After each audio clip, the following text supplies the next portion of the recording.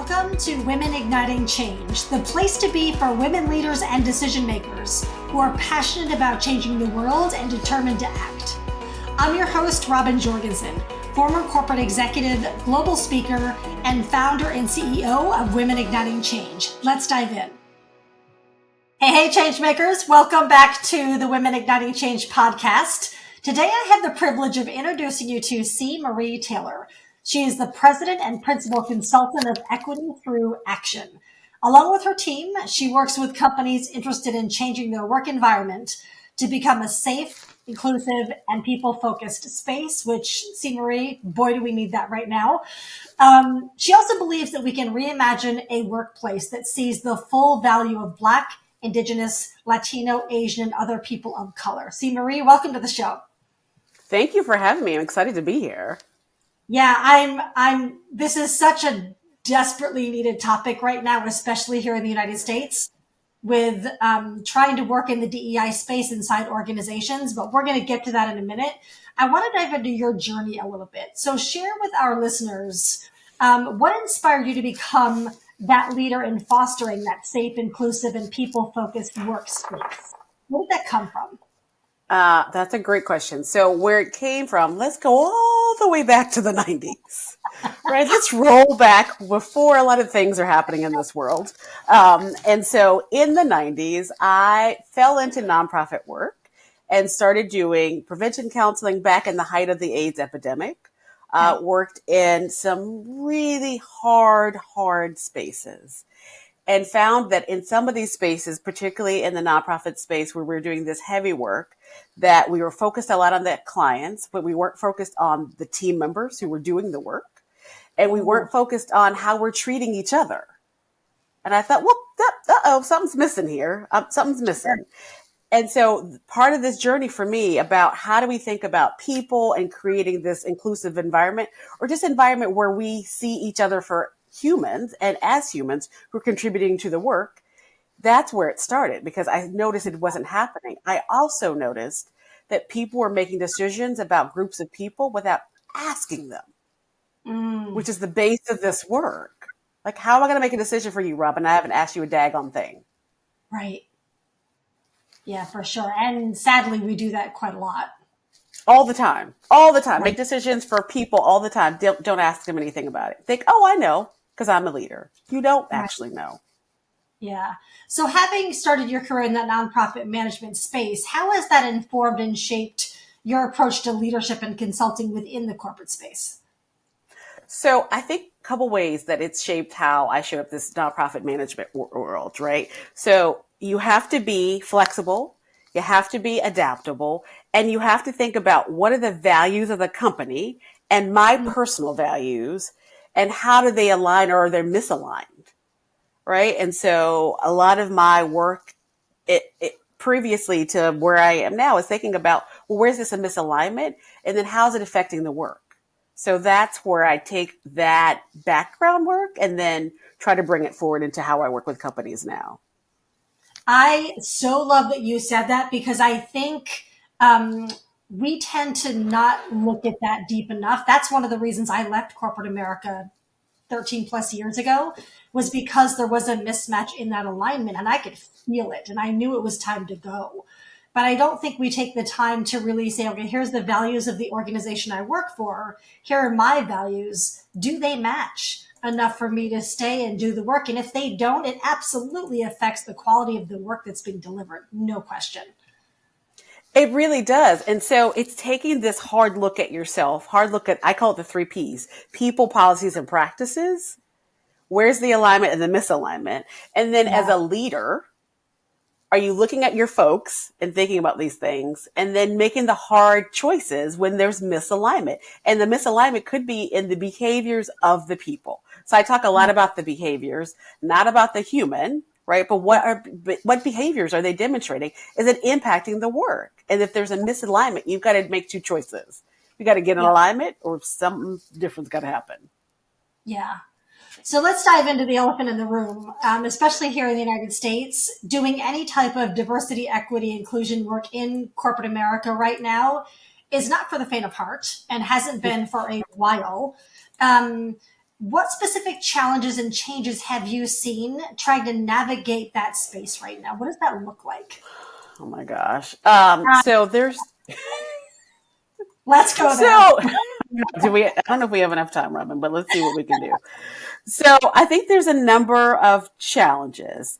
So I think the biggest challenge, right, is people not seeing the value in the work or not wanting to see the value in the work. Right? I don't want to spend X amount of dollars for you to talk to me about my behaviors and the Right, policies that I've created, or this company that I've created because it's my baby. And so now you're telling me that my baby needs to wear a different outfit, right? right, Or that the baby needs to do something different. So I think that's a big thing, is not seeing the value, not believing in the change, kind of being set in our ways, right? We were raised this one way as a leader, and we think right, that's the only way to be. But I'm like, it's actually not. If you think about what we use phones for, we didn't use them the same way 30 years ago. So right. things can change. Yep, And I think, so it's not seeing the value, not believing in change, not centering humanity, specifically women, people of color, folks on the margins, right? People who have been marginalized, right, not taking a hard look at data, and then not updating our policies to match the time.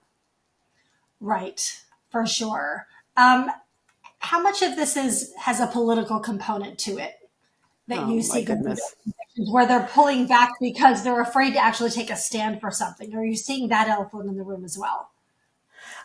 Yeah, and I think in terms of where politics come into play, I think there's local politics, I think there's national politics, and I think there's politics in the workplace.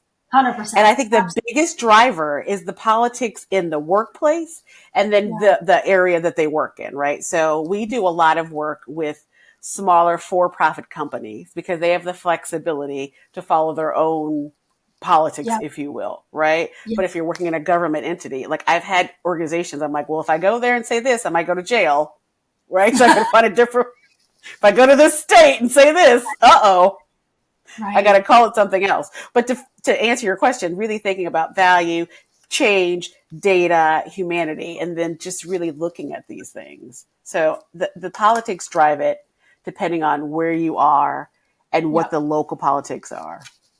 Yeah. Let's dive into some of the strategies that you employ through Equity Through Action. Walk us through some of these incredible programs that you bring into organizations and the impact that you see these having on a positive way. So that's a great question. And so this really gets into that question you asked about some of the barriers. So in Yeah. terms of strategies to try to get companies to really leverage into the beauty of this work, we look at changes in their policy. So this could be a straight up, like, let's go through your HR policy manual that hasn't been looked at since 1982. And maybe let's update some of the language. Some of the Right. things that you're requiring that aren't actually required, you've made them a preference that it actually doesn't need to be a policy, Yeah. right? Let's look at the structure of your organization, who's in charge and what they're in charge of, and if there's different ways that we can do it differently. Let's Right. figure out if there's ways to address the culture. That's the biggest one. We could have a whole podcast on that, right? Let's figure out how we can address the culture. Let's think about the language that we're using in the organization, right? And reframing that language. And then let's do some data testing and some beta testing. Let's do some surveys and figure out, well, looking at the survey, this is what the workplace atmosphere is for folks. Then what are the changes we need to make based on that data, right? Let's look at how long people are staying in the organization, right? And then let's find out why and maybe make changes based on that. So those are some of the concrete things that we do with organizations. Right. So when you go in and deliver these different types of services, what is the app? Because none of this is a one and done, right? This is not a quick fix. It's a sustained long-term solution. What do you think the appetite is for wanting to stay the course and implement something that's going to take 3 months, 6 months, a year to actually be sustainable in the long run? Yeah. Say 3 years, 6 years, right? So Or that. right, or that. Well, I say to folks, I'm like, racism existed for 400 plus years. You want to fix it 2 workshops. Right. That's what you want me to do. Okay, we could try, but it's not going to get done in 2 workshops, right? Right. So in terms of the appetite, I think It's people really being committed to a longer change Mm-hmm. and them deciding whether they're going to embrace the change. So if I go in and we do an audit of your workplace policies, right, of all your culture, your brand, who's at leadership, and we're like, here's the things we've uncovered. It's like doctor's office. We go and like, here's all the things that we found. Which Right. do them do you want to commit to? That could take 6 months. That could take 3 years because we found that there's a pay inequity. We found that there's harmful language. We found that people don't feel safe in their workplace. Well, that requires different strategies and different Sure. changes that you have to commit to. Right. Yeah. Whew. So So, on average, we probably work with clients 18 to 3 years. wow. So 18 months to 3 years. All Yeah. right. Yeah. And to your point, if they're committed to actual transformation and not just checking a box, those are the yummy companies, right? Those are the companies that we love to work with as well, that actually want to affect change, not only for their organization, for the people inside their organization as well. So yeah, those are the kind of people we want to work with too. Yeah. I mean, think about the evolution of Coca-Cola. It wasn't perfected for years. Right. Same Right. thing for thinking about embracing diversity, equity, and inclusion in the workplace. Yeah. It's not going to happen overnight. Yeah. So you mentioned some of the barriers earlier, but I want to dive into that a little bit more. What are some of the Mm-hmm. misconceptions that organizations face when they're trying to foster a DEI type of environment? What are some of those that are you see on a consistent basis? I think some of the misconceptions that folks really have going into this is that one, it can be solved with one or two trainings. That leaders don't leadership doesn't need to be part of the trainings. Seriously, like they're like, oh no, this is for the middle level managers and the direct line folks. I'm like, it's actually you, Bob, Jamal, Linda, like it's you and the things that you say and how you show up, Yeah. right? They want the individual contributors want me there to help you get together because it's Right. actually you and how you're showing up. So that, but let me stay focused on the question. So some of the misconceptions, because I'm going to give you a whole soliloquy of like what's happening with leaders. That's another conversation. But so it's time. It's the misconceptions about money. They only want to spend $7. And I'm like, but you paid $12 for that Coca-Cola or that latte, but you only pay $4 for this workshop, right? So it's time, money. It's dealing with conflict. We're conflict averse in this country. Yep. And Yeah. that's a big one. And then thinking about and unpacking the culture that you've created and then deciding if you want to create a new culture. So there's a misconception that, oh, we have this great culture because I'm happy and the leaders are happy, but you haven't looked at anybody else. And so when I come in into the organization, the team comes in because it's not just me. The team comes in and says, well, here's what's happening from all the individuals. This is the collective culture that's happening, not the one that you think is happening. So getting Right. people to really think through what they think is happening in the organization and then find out and admit to what's truly happening. Yeah. And that's the only place you can start from is once that's all revealed, right? Yeah. Yeah. And then doing some surveys, and we do a lot of surveys or focus groups, and we've done do focus groups with separate individual contributors versus the managers, right? And so then they really hear, well, here's what's happening that you Right. think's not happening. Yeah. How do you measure success in terms of your program's impact? So that's a great question. I think a couple different ways. I think if we see a change in the workplace culture, and you can see that by job satisfaction rates, right? Mhm. We do a lot of surveys at the beginning, middle, and end. So where Same. people feel where they like their workplace now. If Yep. people are leaving, who you're attracting into bringing into the organization.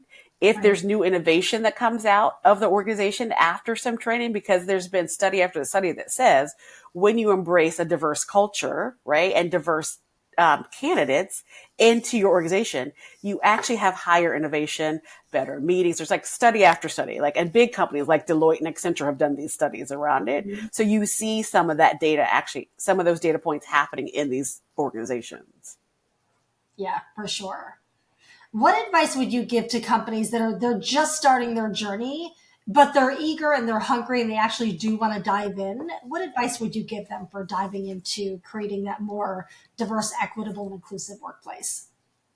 So the first thing I would say is sit down and ask yourself, Bob, why do I want to do this work? Why do I want to do this work? What's the value for me? Yeah. What am I willing to commit to? What do I want it to look like at the end? And you could not know that, but you could know that I want a change.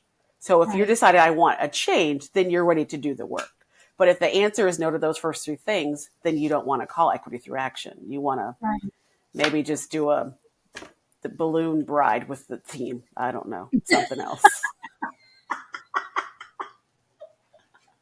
What are some of the, when you do those focus groups, because we do those too with our women's leadership programs, what are some of the conversations or what you're hearing from the individual contributor level, the mid-level manager level, as to what the actual culture is versus the perceived culture? What are some of those conversations that you hear? What exists underneath? Ooh.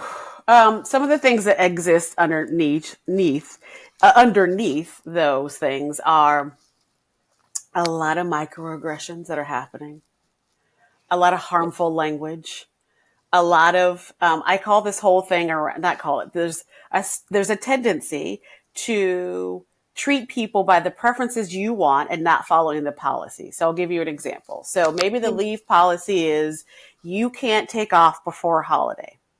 But if I like this group of people, I let them do it. I don't like Mhm. this group of people. I don't let them do it. Got So it. when we have conversations with those different levels, that's what you see what's happening. There's a policy over preference, particularly for marginalized folks, where Wow. it's okay for one group but not the other. And then the other thing that we see a lot is this whole job satisfaction and lived experience, where people are like, this is a hostile work environment for me. I'm always second guessed. I don't get to contribute. People don't value my opinions or things that I want to bring to the organization. And then if you go on the other side, folks are like, oh, everything is great. People always chime in. They feel safe. They bring their ideas to work. It's not actually happening. Right. Yeah, so there's definitely a gap and a disconnect between the reality and the perceived reality for sure. A giant gap sometimes. And it could Yeah. be a gap in language. It could be a gap in policies. It could be a gap in work career pathing is a big one, right? Yeah. And so folks think in the leadership realm that there's absolute space for people to accelerate here. And some folks don't see that at all. That's not their lived experience. They don't see that opening. So if you had to give us some tangible actions that you give them over 6 months over the course of a year in any of the areas that you mentioned to do on a consistent basis to really transform that behavior, give us some examples of what those are. So some tangible examples of how you can see this change in your organization is, let's say we've done an exam of their workplace policies, and so now they've changed their leave policies and they're actually honoring them. They've looked at their Mhm. dress code and now they're actually honoring it. They looked at their remote versus in-person status and they've actually followed it. They've given an opportunity for people to have mentors so that they can move up in the organization, because we found that folks who have been marginalized, that they didn't have the opportunity to be mentored or sponsored so they can move up in the organization. That's a tangible thing. So when you look at the leadership a year ago versus a year ago versus now, right? A year later, the leadership looks different, right? There's more women in place. There's more people of color in place, right? So those are some tangible things that we've done with folks in terms of making actual changes in the organization, right? We've created community values for folks that they then adhere to. So when you're talking about those focus groups that you go in and do with different levels in the organization, when you get the results of that, how do Mhm. you take those results and actually turn those into action? What does that look like? Well, that's a good question. So we'll try to take the data from the focus group and come up with themes that we want to then work up for the Okay. organization, right? So if we come up and find out that there is a theme where there's a lot of harmful language happening in the organization, then we'll do some trainings with the staff, all of the staff, including leadership, on what is different language that we can use that's more helpful than harmful. Got it. Right. So we can take that data point and then do a training. Or if we find a data point where we need to do some training on the culture drivers of the organization. And so we'll do some coaching with some of the leadership so that that is happening within an equity lens throughout the organization. And when I say that, that means I'm offering the same opportunities to Jim Bob that I'm offering to Jamal. Because before I was only offering it to Jim Bob because I had an unconscious bias and preference to that human. Yep. Yeah. Beautiful. So how do you see the future of workplace culture evolving? So take us into the future 2, 3, 4 years from now. What does that look like in terms of DE&I, and what role do you see equity through action playing in that evolution? Well, so as we know, the world is browner and browner and browner, and there's more women in the workplace. And so that means we have to think about, well, then what are we doing to make sure that there's a welcome environment for folks? And so one of the trends that I see that's happening is we've got to change and meet people where they are and center their humanity in the workplace, right? So that means we've got to figure out, how do we find pathways for women, people of color in leadership? How do we find pathways for folks who have not had their voice at the table? So we've got to figure those out, set our expectations around that, and then change our, again, I'm going to go back to it, our people, policies, and practices, right? Every single time, and center it. Yeah. Yeah. So beyond the workplace, how do you believe fostering diversity and inclusion contributes to a broader societal change and progress as humanity? I mean, that's the biggest giant question, Robbin. So I'm going to try to answer it succinctly. I think a couple different things. We are all humans in this world trying to make it, trying to contribute, trying to be successful. So how do we then take that thought process and extend it to every single human that we interact with, right? Your humanity is tied up in my humanity. And if we don't continue to recognize that, we're going to continue to suffer, right? And so it's really pulling ourselves back and then just centering my humanity with yours and understanding that it's tied together in work, in the community, whether I'm crossing the street or in the grocery store. If we would do that, the world would be a better place. Every time we do that, things happen. Innovation thrives. All right, listeners, we'll have links to C. Marie's LinkedIn profile, Equity Through Action website, and we'll see you back here next time. Take care, everybody. Thank you so much for listening to Women Igniting Change. I know creating change matters to you. If you enjoy what we talk about on the show, please take one action today and share it with someone who could benefit from listening. Until next time, keep standing up and speaking out for what matters.